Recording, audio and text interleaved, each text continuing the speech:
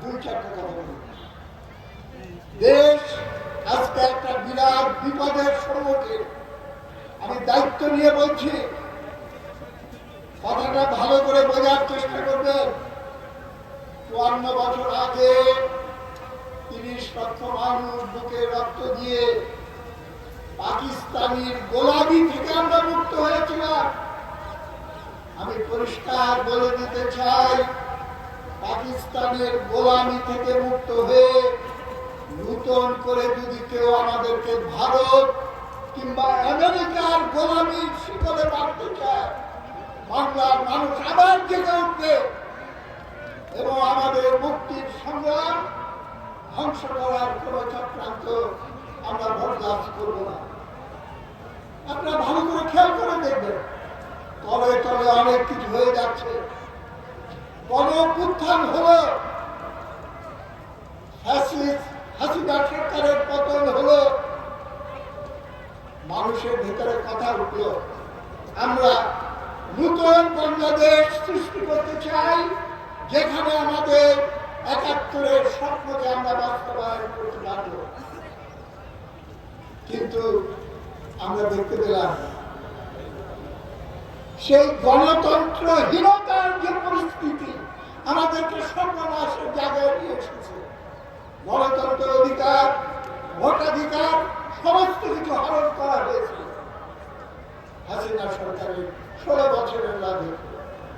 সত্য কথা বললে এর আগে যারাই ক্ষমতায় ছিল, নৌকা, লাঙ্গল, পাল্লা, ধানের শীষ সব আমলেই চলেছে লুটপাট। আমাদের স্বাধীনতার মুক্তিযুদ্ধের স্বপ্ন বানচাল হয়েছে। এইটা হল বুর্জোয়া শাসনের ব্যর্থতা এবং তার দেউলিয়াতা।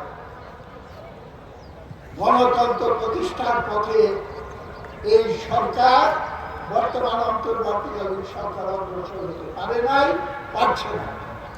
আমার তো সন্দেহ হয় ইচ্ছাকৃতভাবে পারে নাই, ইচ্ছাকৃতভাবে পারছে না। এটা সঠিকভাবে আমরা বলেছি, দৃঢ়ভাবে বলতে চাই আমিও। ফেব্রুয়ারির আগে নির্বাচন হতে হবে। নির্বাচন নিয়ে আর নতুন কথা আমরা শুনতে চাই না, ধারায় পাড়ায় শুনতে চাই না। অবিলম্বে নির্বাচনের শিডিউল এবং তারিখ ঘোষণা করে সেই দিকে দেশকে নিয়ে যেতে হবে।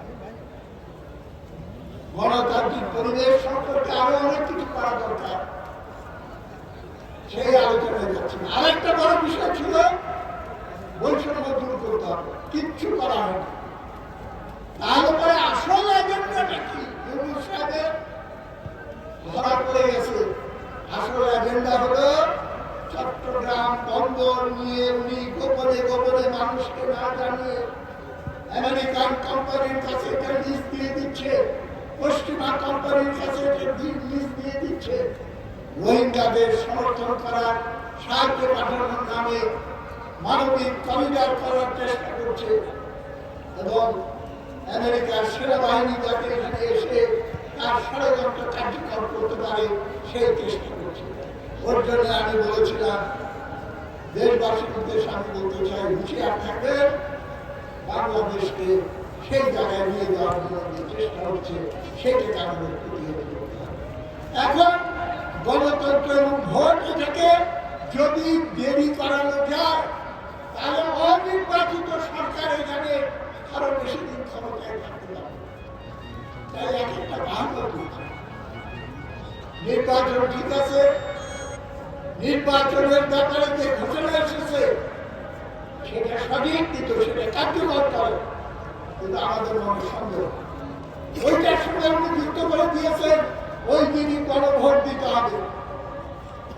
আমি বলতে বাধ্য হচ্ছি, যে সনদের কথা তিনি উল্লেখ করলেন গতকালকে, এইটা একটা ভুয়া সনদ, একটা নকল সনদ। কেননা যেই পয়েন্টে ঐক্যমত হয়েছিল সেই ঐক্যমত আমরা সেই দলিল বদলায় নতুন কথা এখানে ঢুকায় দেওয়া হচ্ছে এবং যে ব্যাপারে ঐক্যমত হয় নাই সেগুলো সবাই একসঙ্গে নিয়ে এসে সব মানুষকে বলা হচ্ছে হ্যাঁ না ভোট দাও। সুতরাং বিশ্বাস ভঙ্গের অভিযোগে আমি অভিযুক্ত করতে চাই। আমাদের সঙ্গে কথা বললো একরকম, আর এখন গতকালকের বক্তৃতা অনুযায়ী তিনি যে ব্যবস্থার কথা ঘোষণা করেছেন গণভোটে, সেই কাগজগুলো ভুয়া, নকল, ওভার রাইটিং। আপনারা জানেন চেকের উপরে আরেকবার যদি লেখেন তাহলে ব্যাংক সেটা অ্যাকসেপ্ট করবে না। এই ভুয়া গণভোট মানুষ গ্রহণযোগ্য, মানুষের কাছে গ্রহণযোগ্য নয়। আমাদের তাই অনেক কথা বলার ছিল, সময় তো আমি সংক্ষেপে খালি মূল কথা একটা দিয়ে শেষ করব। আমরা এখানে বক্তৃতা দিতে আসি না, একটা ঘোষণা দিতে আসছি। সেই ঘোষণা হলো আমাদের দেশে এতদিন বহুদিন ধরে চলেছে আপদ আর বিপদের রাজত্ব। একবার এ শোষণ করে, আরেকবার ও শোষণ করে। লুটপাটকারীর দল, নৌকা ধানের শীষ, ধানের শীষের সঙ্গে আবার জামাত ইসলামীকে যুক্ত হয়েছে।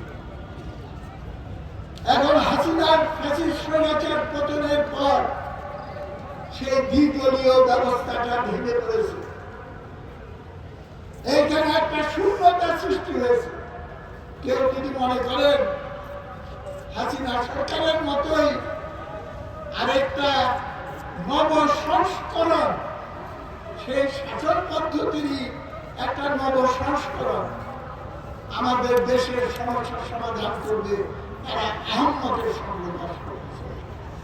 ওইটা বিএনপিকে দিয়েও সম্ভব না, এনসিপিকে দিয়েও সম্ভব না, বা অন্য কোনো দল দিয়ে যদি আপনি অতীতের নব সংস্করণ করতে চান তাতে কাজ হবে। যেটা দরকার সেটা হলো বিকল্প। আগের ব্যবস্থা যে 16 বছর বা তারও আগে মুক্তিযুদ্ধের পর থেকে এই বুর্জোয়া শাসন কাঠামোর ভেতরে ও অর্থনৈতিক কাঠামোর ভেতরে আমরা চলেছি, সেইটা সম্পূর্ণভাবে বদলে দিয়ে আরেকটা নতুন অবস্থায় দেশকে নিয়ে যেতে হবে। এখন এইখানে আসল প্রশ্ন, আমি গভীরভাবে ভেবে আপনাদের দায়িত্ব পালন করার জন্য অনুরোধ করব। প্রশ্নটা হলো, বিকল্পের কোন বিকল্প নাই, কিন্তু এখন আমাদের সামনে দুটা পথ। একটা হলো বামপন্থী ধারায় বিকল্প করব, নাকি চরম দক্ষিণপন্থী এবং উগ্র সাম্প্রদায়িক শক্তি জামাত ইসলাম, তাদের বিকল্প আমরা মেনে নেব। জামাত ইসলাম বলে, সবাইকে তো দেখছে, একবার আমাদেরকে একটু ক্ষমতায় দেখে দেয়। আমি হুঁশিয়ার করে, আমি পরিষ্কার করে বলছি, জামাত ইসলামের নেতাদেরকে বলছি, কর্মীদেরকে বলছি, মানুষকে এত বোকা মনে করেন না। জামাতের রাজত্ব আমরা দেখেছি ৭১ সালে পাকিস্তান সরকারের অংশীদার হয়ে গণহত্যা চালিয়েছিল। আমরা তাকে দেখেছি খালেদা জিয়া সরকারের ৩টা মন্ত্রী নিয়ে তারা এই দেশকে যে ভয়ঙ্কর গণতন্ত্রহীনতার ভিতর নিয়ে গিয়েছিল। তাই জামাতের রাজত্ব দেখেন নাই, এই কথাটা হলো মিথ্যাচার। আমাদের বিকল্প করতে হতে পারে, দেশকে পেছন দিকে নিয়ে যে আমরা সমস্যার সমাধান করতে পারবো না, আমাদের সামনের দিকে আগে যেতে হবে। এবং আমাদের স্বাধীনতার ঘোষণাপত্র এবং আমাদের যে সংবিধান, তার যে মূল মন্ত্র, সেটাতে অনেক কিছু সংশোধনের প্রয়োজন আছে। কিন্তু সেই ভিত্তির উপরে, মুক্তিযুদ্ধের ভিত্তির উপরে দাঁড়িয়ে আমাদের সামনের দিকে অগ্রসর হতে হবে। এবং সেইটার জন্য আমি বললাম যে একটা ঘোষণা দিতে আসছি। ঘোষণা হলো, কমিউনিস্ট পার্টি এখন আর বক্তৃতা দিয়ে ব্যাখ্যা করবে না। আমরা সিদ্ধান্ত নিয়েছি আগামী দিনে একটা জোট করে তুলব, রামধনুর মতো 7 রঙের একটা জোট। সব রং থাকবে, কিন্তু কালো রং সেখানে আমরা প্রবেশ করতে দেব না। এবং যাদের রাজত্ব আমরা দেখেছি, নৌকা, লাঙ্গল, পাল্লা, ধানের শীষ ইত্যাদি, তাদের এখানে কোনো স্থান হবে না। এর বাইরে অনেক বামপন্থী প্রগতিশীল দেশপ্রেমিক সব দল, রাজনৈতিক দল, সামাজিক সংগঠন, নাগরিক ব্যক্তি সবাইকে নিয়ে এরকম একটা রংধনু কোয়ালিশন গড়ে তুলতে হবে। আমার শ্রদ্ধেয় শিক্ষক সিরাজুল ইসলাম চৌধুরী স্যার বারবার তিনি বলছেন, আমিও সেটা বলতে চাই, একটা নয়া যুক্ত ফ্রন্ট আমরা এখানে গড়ে তুলব এবং সেইটাকে নিয়ে আরেকটা জনতার জাতীয় জনতার সনদ, নিচের সনদকে আমরা রিজেক্ট করি, আমরা জনতার সনদ সেইটাকে রচনা করে সেইটার ভিত্তিতে নূতন জনজাগরণ সৃষ্টি করে আমরা সামনের দিকে অগ্রসর হব।